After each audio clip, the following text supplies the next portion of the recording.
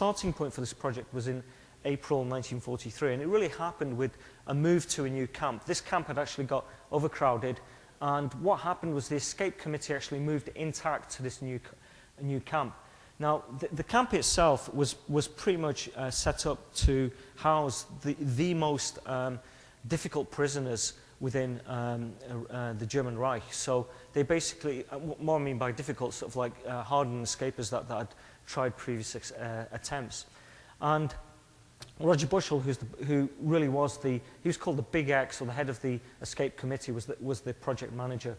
Now, Roger was basically, saw the building of the camp as a new opportunity. That really was the catalyst to get things going. And he gathered the escape committee together, and he basically laid out a plan. I mean, this is what we would do today. We lay out, a very clear vision. And his vision was based on experience, that if you're going to escape, it has to be well-planned, organized, very well executed, and you have to manage change. That was one of the biggest problems they had. And again, this is what excited me to this whole concept, was that talk about change control in projects. This was just incredible. Things were changing here all the time, and they had to beat complex problems. So when Roger met with the escape committee, he basically presented the scope of this, and it was a very, very large scope. I'll talk about that in a few minutes. But in terms of, early on in projects, we talk about integration management.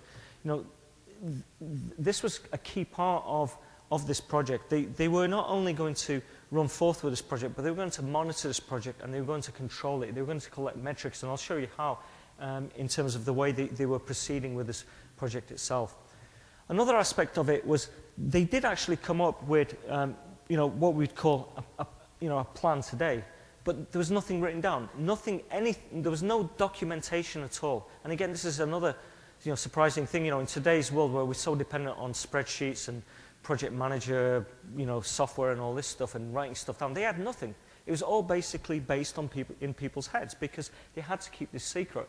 So they actually did follow a fairly well laid out plan. There was a feasibility study. The idea had to get passed by the escape committee. They then had to go through a series of high-level planning, and you'll see that in a few minutes. Then there was the actual production itself, the preparation of the tunnel, the engineering, and then there was the implementation and startup, which involved the actual escape itself.